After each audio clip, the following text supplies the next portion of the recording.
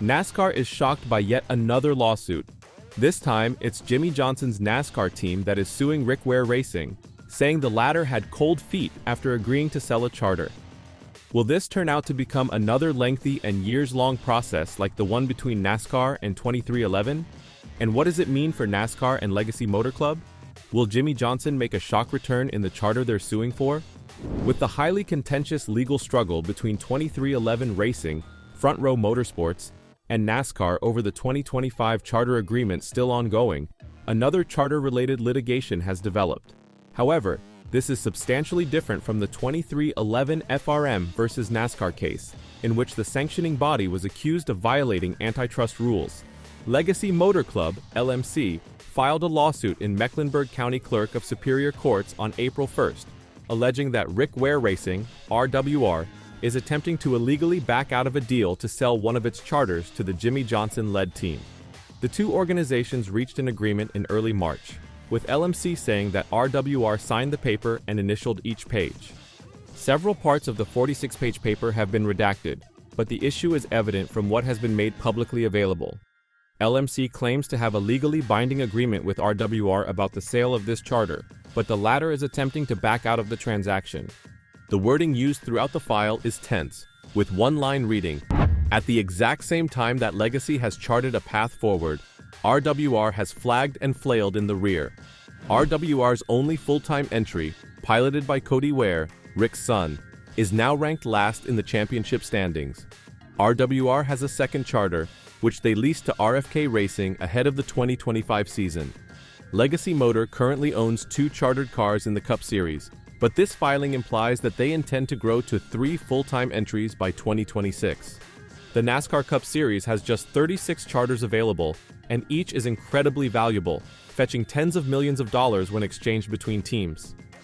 In the filing, LMC described RWR as strapped for cash and unable to compete at a Cup Series level by its own admission, before adding, RWR needed to sell one of its charters. So what happened? On January 6th this year, LMC CEO Cal Wells III met with Rick Ware and his broker. As previously reported, the transaction was completed on March 3rd, with the two parties signing an official charter purchase agreement from the filing. Despite having a binding deal in place, RWR wants to back out. It has told Legacy that it will not, under any circumstances, close the parties' transaction. Legacy has tried to talk sense to RWR to no avail. Legacy's patience has run out.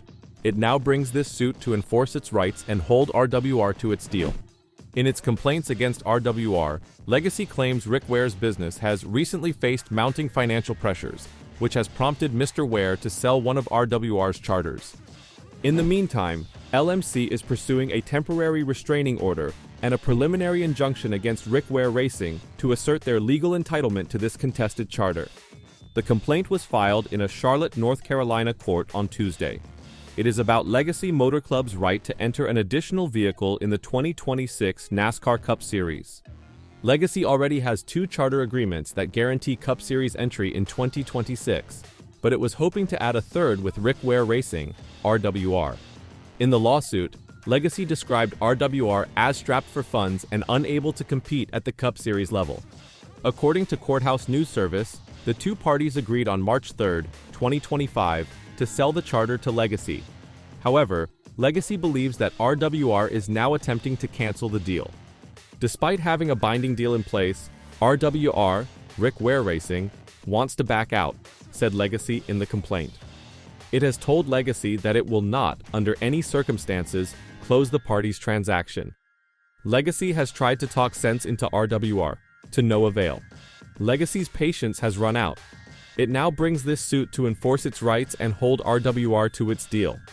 Much of Legacy's case against Rick Ware Racing is built on the premise that the latter is struggling financially while Legacy is thriving. Legacy has filed for a temporary restraining order and a preliminary injunction after accusing Rick Ware Racing of cold feet.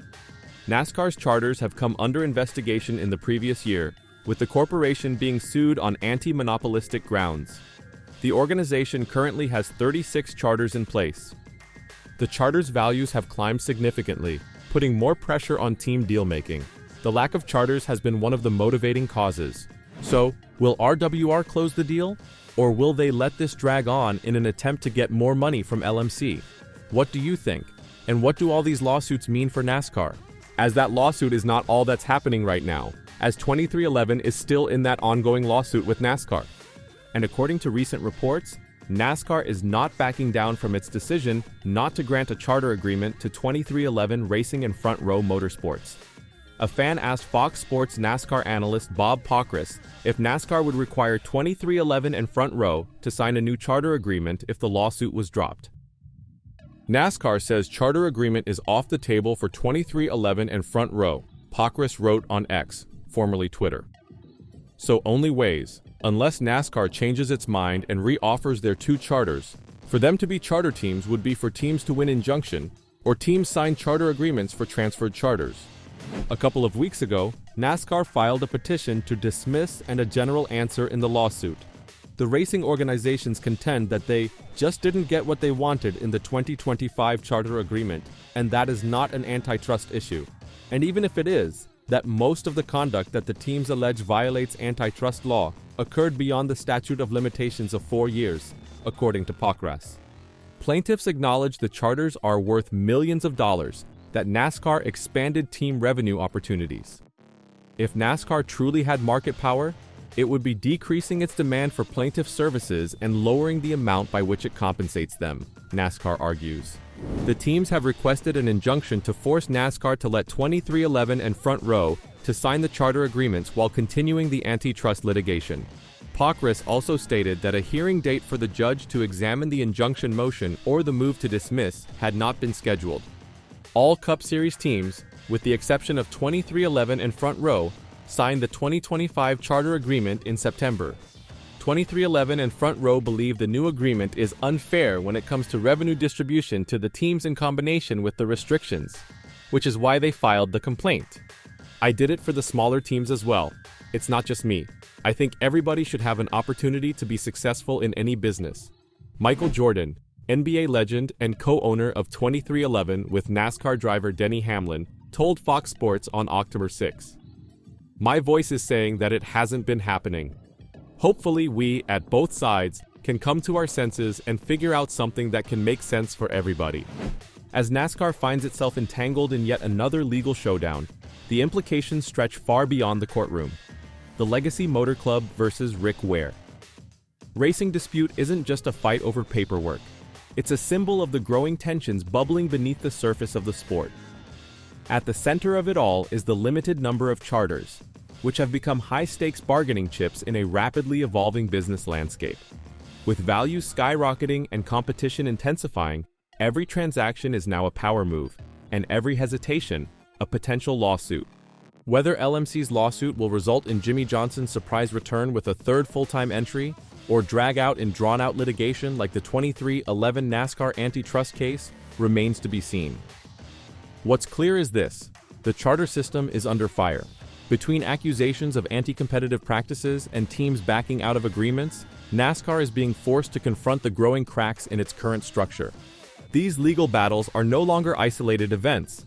They're shaping the future of team ownership, competition, and the very business model that underpins the sport. Will NASCAR adapt and evolve, or continue fighting legal fires as they come? For now, the courtroom is as much a battleground as the racetrack. And while fans tune in for the roar of the engines, behind the scenes, the rumble of lawsuits is getting louder. What do you think? Will things get better? Will NASCAR win its suit against 23XI? And will LMC get their third charter? Let me know your thoughts in the comments down below.